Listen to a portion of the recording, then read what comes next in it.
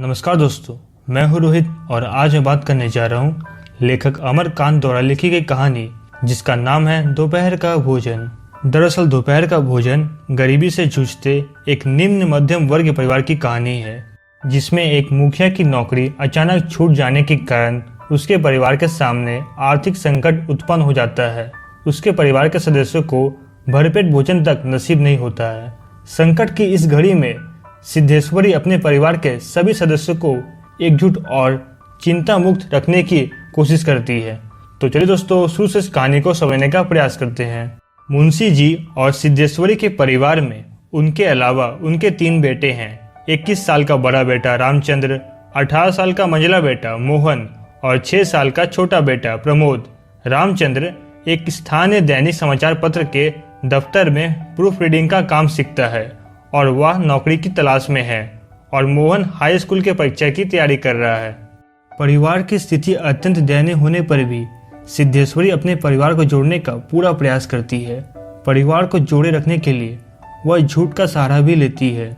वह अपने परिवार के सदस्यों के सामने एक दूसरे की कमियों को छुपाती है ताकि किसी भी सदस्य को मानसिक कष्ट ना हो।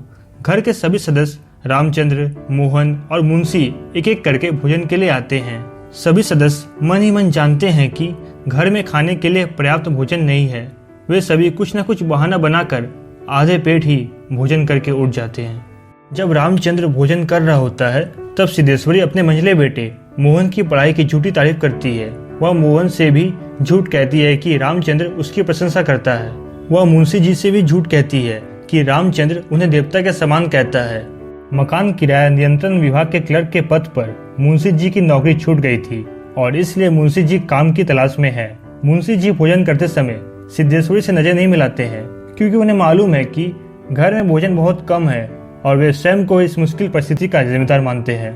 भोजन के दौरान मुंशी जी और सिद्धेश्वरी कुछ अलग विषय की बात करते हैं, जैसे बारिश का ना होना, मक्खियों का होना, फूफा की बीमारी और गंगा शरण बाबू की लड़की की शादी।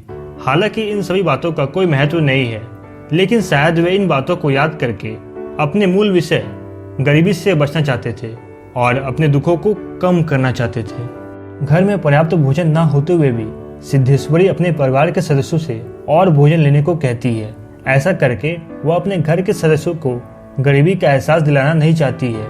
वह सदस्यों की एक दूसरे के विषय में झूठी तारीफ करके उन्हें गरीबी और संघर्षपूर्ण वातावरण में भी एकजुट और खुशहाल रखने की कोशिश करती है। सबको भोजन करवाने के बाद सिद्धेश्वरी जब स्वयं भोजन करने बैठती है तो उसके हिस्से में थोड़ी सी दाल, थोड़ी सी सब्जी और सिर्फ एक रोटी आती है। तब उसे अचानक अपने सबसे छोटे बेटे प्रमोद का ध्यान आता है, जिसने अभी तक भोजन नहीं किया था। वह आधी रोटी तोड़कर प्रमोद के लिए रख देती है और बाकी आधी रोटी लेकर भोजन करने बैठ जाती है। खाने का पहला कोर मुंह में रखते ही उसकी आंखों से आंसू गिरने लगते हैं और ये आंसू उनकी मजबूरी को बयान करते हैं। तो दोस्तों, इस वीडियो को लाइक और शेयर कर आप हमारा आत्मविश्वास बढ़ा सकते हैं और हमारे चैनल हिंदी फेवरेट टेल्स को सब्सक्राइब जरूर करें। और दोस्तों, ऐसे कुछ और कहानियों के लिए आप हमें कमेंट बॉक्स पर लिखकर जरूर बताइए। धन्यवाद।